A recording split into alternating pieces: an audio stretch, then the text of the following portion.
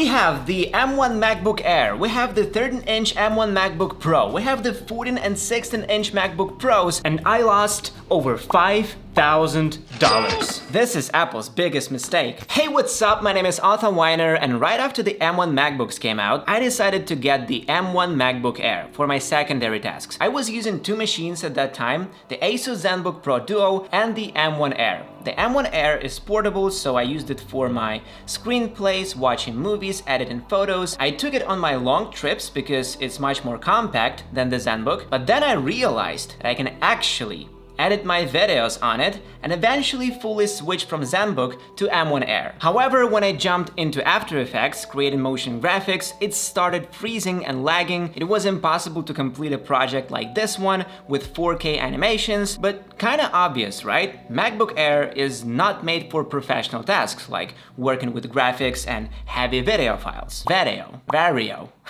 And I thought, well, now I'm a Mac user, I don't want to use the ZenBook for now, I want to upgrade my Mac just a bit to get my tasks fully covered. I didn't sell the M1 Air because I really like it, but I got the M1 MacBook Pro. Unfortunately, I didn't get this MacBook Pro. I took the one that was released at that time. At that time, I got a different MacBook Pro, which was supposed to be better than the M1 Air, and I didn't expect these results from it at all. As much as I don't want to talk about it, now you will understand everything. As you might have guessed, we're talking about the 13-inch M1 MacBook Pro. Take a look at its body and the body of the MacBook Air. The M1 Air has this angling down shape, making it more convenient to type for long periods of time, whilst the M1 Pro has this rectangular shape, which is not that convenient to type in my opinion. However, what are the upsides of the 13-inch MacBook Pro? The first is the screen. It's 100 nits brighter than the Air, but you can only see this difference when working outside. If you're sitting at home or in your office,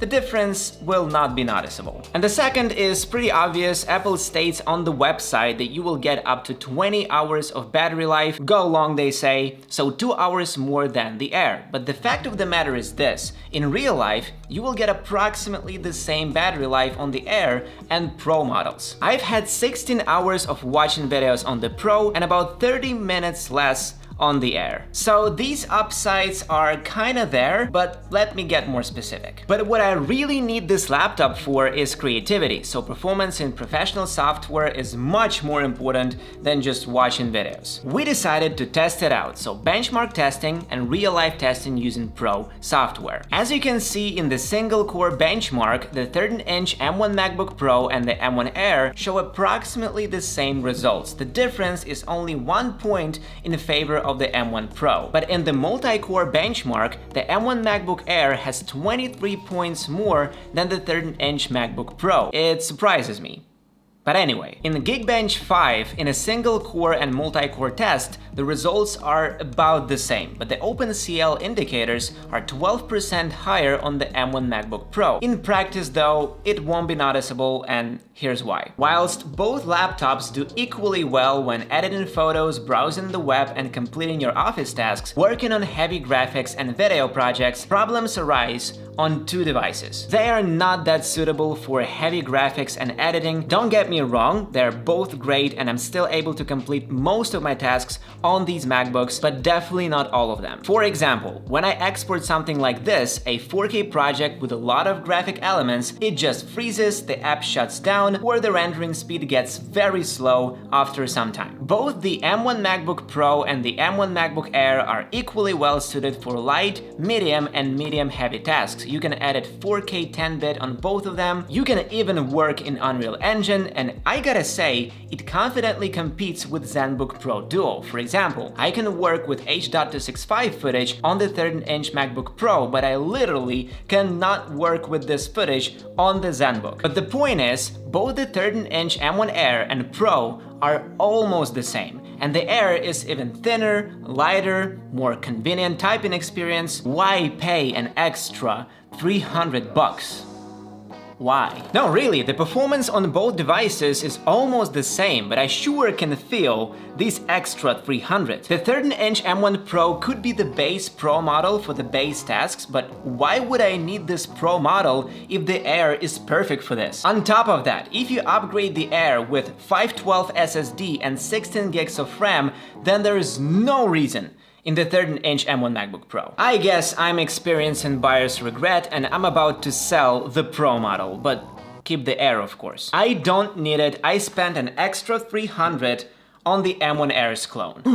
Alright, so what can you do with this information? I bought one more MacBook that will blow your mind, but before you find this out, here's a piece of advice for you to avoid my mistakes. Instead of the 13-inch model, I recommend getting the base 14-inch M1 Pro for $2,000. Is it worth paying extra $700 for this machine? Let's figure this out. Let's start with the most important thing, the performance. In benchmarks, the 14-inch MacBook Pro overtakes the 13-inch model almost twice. In the multi-core benchmark, 7,417 points for the 13-inch and 12,002 points for the 14-inch. In terms of GPU, the 14-inch is 85% more powerful than the 13-inch. Also, in the 14-inch, the SSD has improved read and write speed 67% and 45% faster accordingly in comparison with the 13-inch. I think these tests are making it clear in terms of price to performance ratio. The base 14-inch MacBook Pro is a clear winner.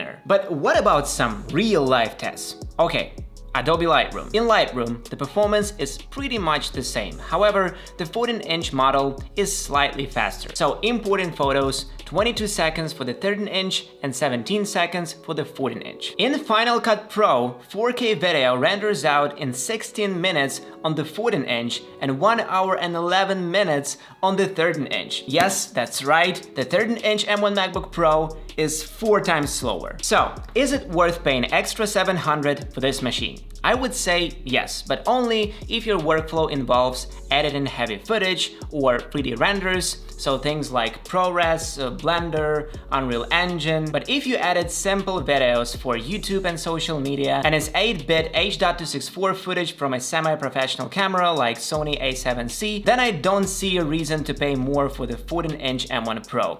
Just get the M1 Air and save $1,000. And if the base 14-inch is your choice, I recommend getting the 1TB option. However, fun fact, if we take the base 14-inch with 512 SSD and the 13-inch with 512 SSD as well, the difference in price is just $500. But anyway, if the base 14-inch is your choice, then get 1TB SSD.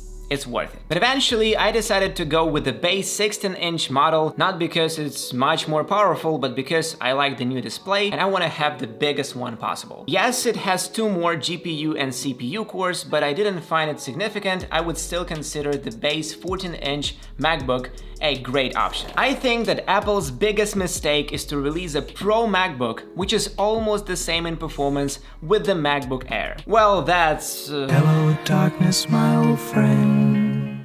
Let me know your thoughts in the comments. Guys, with this video, I want to warn you against buying this MacBook so that you don't stumble upon my mistakes. If you need a portable laptop to perform simple everyday tasks and even some professional tasks, take the M1 Air. If you need a laptop for heavy projects, then skip the 13-inch M1 Pro and go with the base 14 or 16-inch MacBook Pro. Why? The base models are the best deal I show in this video, so go ahead and click on it. Useful stuff. Smash the like button if you like the video, subscribe, and see you in the next one.